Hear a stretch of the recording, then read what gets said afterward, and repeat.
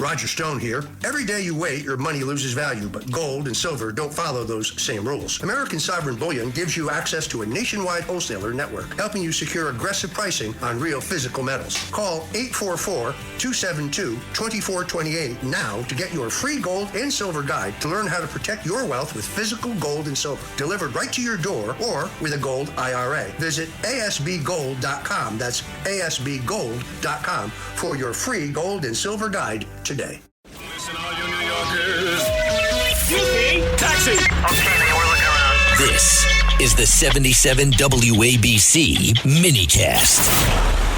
All right, Alan Dershowitz is saying bye-bye to the Democrat Party. I already kind of thought he did, but, you know, this guy's been treated horribly. Like Martha's Vineyard, he is persona non grata for saying some nice things about President Trump, I guess. But here he is, cut number 3, the official announcement from the Dersh. Take it away. I cannot be associated with Democrats in any way, and I want to see them defeated. I want to see the Republicans maintain control of the House, the Senate, and the presidency. That would be better for America. Alan Dershowitz, wow, this is a big deal, and it's a big day. I love it. Check it out in the Wall Street Journal and beyond. Alan Dershowitz, he's becoming a Republican. Thank you, sir, and congratulations.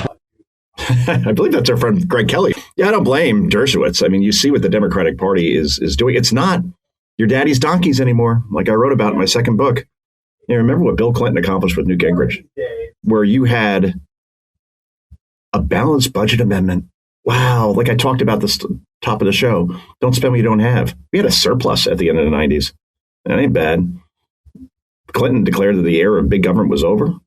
Welfare reform, worked on that with Newt Gingrich as well.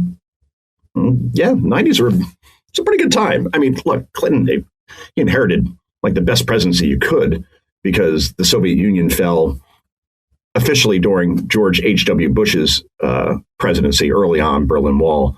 But then to not have to worry about the Soviets and have to concentrate so much on defense and spending, Reagan obviously was behind that completely and totally. We were at peace, and then we had the internet bubble, so the economy was going well. So yeah, the 90s were a good time, and that Democratic Party, and especially Bill Clinton, by the way, he doesn't really talk this way now, but go watch some of his speeches, his State of the Union from 1995, where if you closed your eyes, you would think you're hearing Donald Trump talking about illegal immigration, taking jobs from Americans, committing fraud, national security threats. They must be deported. He called them illegals, not undocumented immigrants. No, illegals. So I'm just saying that Democratic Party, long, long gone, no question about it. And Dershowitz is not the only one who probably feels that way about the direction of, again, they're embracing democratic socialism. And there's a guy literally who had a Nazi tattoo on his chest who supports Hamas, who's running for Senate in Maine. And outside of John Fetterman, not one Democrat has the balls to stand up and say, I can't support this. No way, especially when you call Trump a Nazi for the last 10 years. Well, you have an actual Nazi that's running now, it appears, or at least one that embraced Nazism. And, well, as long as they have a chance of winning, that's all water under the bridge, I guess. Anyway, you got to hear this. Mark Wayne Mullen, who is the head of the Department of Homeland Security, he is obviously not happy with AOC, who is on record saying that she thought it was worth shutting down the government, again, for a third time Democrats have done this, to make a point. First time was a point around Obamacare. Then this time around, the latest one was about defunding ICE, which was, again, the stupidest argument ever because the big, beautiful bill funds ICE through 2029. You can't reverse that. So what's your point? Well, we have to reform ICE. Reform ICE. Okay. So after all this, then the government has been reopened again. DHS will be funded again. Secret Service will get paid again. And obviously, ICE will continue to be ICE, and that's going to go unabated. As long as Tom Homan and Mark Wayne Mullen are in charge, that's certainly for sure. But for AOC to say it was all worth it, all these poor people that weren't paid all these weeks, she doesn't care. Remember, this is the person that went to the Met Gala, $35,000 ticket, wearing these dresses that were loaned to her that were probably more than the ticket, who flies, not even first class, she flies private to her Fight the Oligarchy rallies. The biggest hypocrite of all time. And again, if you think she's for the poor, no. She is as much an elitist as anybody else. Anyway, here's Mark Wayne Mullen with the perfect response to AOC. Cut number 1, go. AOC wants to sit there and say it was worth it. We are tasked to protect the homeland. I don't care where AOC lives or how she votes. My job is still to protect her constituents. And she thinks it's worth it to put their lives at danger because no other agency protects the homeland. DHS protects the homeland. And she thinks it's worth it. It's sad. Yeah. I mean, again, hey, if anybody gets hurt, we're just making a point about ICE. It's utterly ridiculous. And by the way, the job that ICE is doing, hundreds of thousands of people either expelled or arrested from this country, criminals. And she's upset about that. Of course she is. Those are her voters that are being thrown out. Anyway, there was a scene on CNN last night, the Abby Phillips circus, that usually features Scott Jennings as the only reason to watch the show, because it's a panel completely stacked with like insane liberals, like not even like mainstream liberals. Like they had this girl on Kat Abu last night. This girl used to work for Media Matters. She gets laid off. She then runs for Congress in Illinois in a district she doesn't even live in. She gets completely waxed because she's a socialist. And then, that must mean that we have to put her on national television in prime time to hear her opinions. She's on this show along with this weenie, Adam Mockler from the Midas Touch, again, far left media organization. And you can't see it, obviously, because we're on radio, but Mockler is trying to basically incite Jennings into like some sort of like knockdown, screaming argument. That's not how Jennings rolls. It's why he's so effective in what he does. He can calmly make a point and do so while mocking you in the process for your ridiculous point without screaming and yelling, because that's bad TV. And I think he understands that. So all that said, this Mockler guy is putting his hand up right in his face.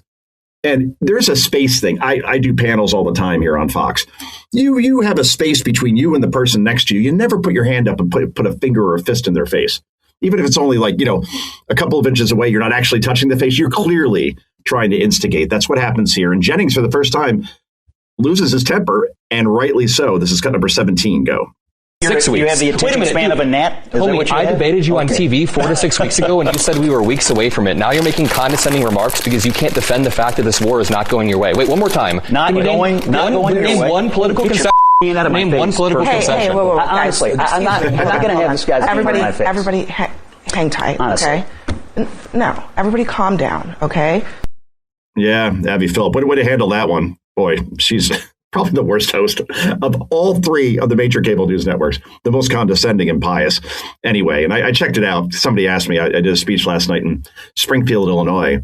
And just while I was talking to some folks on the side, they said, what's CNN's viewership these days? And I get the ratings every day. That show with Abby Phillip, despite getting a lot of press, 540,000 people on average. In other words, about 10,000, 12,000 per state in the United States watching the show in prime time for a network that's in more than 90 million homes, and only 540,000 people are tuning in, while Fox gets 3-4 million without even breaking a sweat. So just saying. Anyway, Scott Jennings also wanted to know what the joke was that Jimmy Kimmel keeps defending. And we all know what that is by now. That's where, of course, the Pope of late night, because he has this weird obsession with Melania Trump, obviously with Trump as well, the president, said that Melania Trump has the glow of an expectant widow. There is literally no other interpretation of that other than, I hope Trump dies soon, and she's glowing because she'll be a widow soon. There's no other interpretation. You say, come on, Joe, it's just a joke. Maybe you're just not getting it. I don't get the joke. And I go back and forth, like, should ABC fire Kimmel? I say they should, because he's a distant third place. His show costs $1 million per episode to produce. It loses $40 million a year for ABC and Disney. So just from a business perspective, I would cancel it, because I'm not making money and I'm getting horrible PR in the process. And for this guy, it's just a little pet project, just to go after Trump every night. Clearly, it's not bringing in the viewership when you're only now confining yourself to 30, 40% of the population in terms of your message. And then how many of those people are going to tune in? So from that perspective alone, that's what's crazy. But here's Jennings on the Kimmel so-called joke that he's doubling and tripling down on, saying, I was just talking about their age difference. Cut 16, go. Yeah, I did speak to Brendan Carr, too, the other day about this issue. And, he had explained that they were already in this early review process, that there is some sort of DEI review going on with the licenses. It's been going on over time. They do have the ability to call them in for an early review. I'm not totally steeped in all the bureaucratic processes there. But, there's a legitimate thing that the FCC does. On the Kimmel piece, I got to say, I still don't know what the joke is. He's not expectant widow. I mean, they keep trying to explain that this was a joke, and how can we go after people who are just telling jokes? I've yet to hear anybody explain to me. I guess the what's question the joke? What's the joke? Does it matter whether it was a joke or not? Well, they're saying because I don't know that speech has a joke clause maybe it doesn't. But for them to then, and he's been pretty defensive about it the last couple of nights.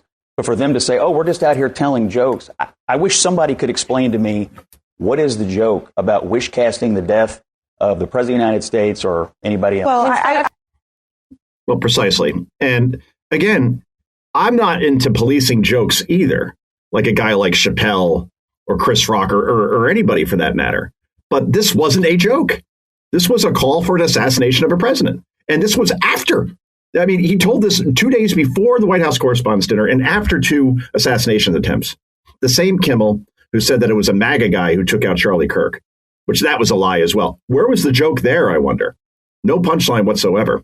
Now, all that said, Billy Crystal, when he was on late night, this is a young Billy Crystal, by the way, so it's excellent. I didn't realize he did this imitation. I always knew he did Ali, but I guess Cosell's pretty easy to do. But anyway, here is Billy Crystal doing Ali and Cosell, and it's just perfection. 1977. Cut number 18, go. I'm so fast I can turn out the lights in my bedroom, be in the bed before the room gets dark. In retrospect, looking back.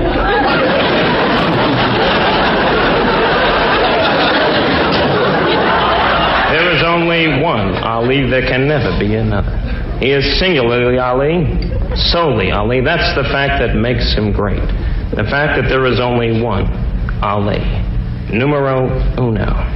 There is little I can say about this man that he has not already said himself. See, that's excellent. Now, compare that to what we had on Jimmy Kimmel's show last night, which was Meryl Streep calling Kimmel. You know what? We always lament, maybe some of us do anyway, not having a royal family. Apparently, we have a prince, and it's Jimmy Kimmel in the eyes of Meryl Streep. Cut 15, go. You're a prince. You are a Knight Templar. You are. Oh, please, thank you. You're carrying the banner of freedom of the press. I'm just trying to do some jokes and yeah, and but you know, we all depend on you. Well, thank you for saying. And the world is listening. The world is not listening. He's a distant third place. You carry the banner for a free press? What? How? Lying? Wish casting assassinations on presidents? Oh, these people are sick. I mean, I got to go see Devil Wears Prada 2, which comes out tonight with my daughter, probably. But, I mean, not tonight, this weekend. But still, I mean, now I'm like, ugh. Do I want to even give $1 to this movie with Meryl Streep in it? Nah, I got to. I just put it aside. I separate the two. But if I'm never going to see a movie again because the actors and actresses are profoundly liberal or anti-Trump, there'll be no more movies left to watch that doesn't star Jon Voight or Scott Baio or anybody else I'm missing. Tim Allen? I don't know. Anyway, before we go to break, now this is comedy, baby. And this guy isn't even a comedian. He is a senator from Louisiana, Republican, John Kennedy. And here he is talking about the size of Trump's testicles. No, really. Cut 20, go. Well, here's what I've learned from our conflict with Iran. Number one, with Iran, if you turn the other cheek, they just stab you in the neck. You can't trust them. Number two, whether you like him or not, any fair-minded person would have to conclude that President Trump has oranges the size of beach balls. Oranges. That's a colorful way to put it. I'll use that with my kid next time who calls his unit a fire hose, which I found pretty creative also. My producer, Elias, reminds me that Dennis Quaid, of course, I met him at the RNC a couple of years ago, the guy who played Reagan and has done so many great movies like The Right Stuff and so on. He's a Republican too, but few and far between. Regardless, this is Concha at Night. I am Joe Concha. We wrap this puppy up in just a moment. Let me tell you about ProHealthConnect.com. It's transforming healthcare payments, providing retailers a seamless process for over-the-counter and healthy benefit programs. By connecting retailers, health plans, and payment processors, ProHealth Connect creates one powerful, unified network. They empower independent grocers and pharmacies to accept health benefit cards without changing how they do business. With over 10,000 locations nationwide, helping more than 1.3 million people access the care and nutrition they need. Go to ProHealthConnect.com.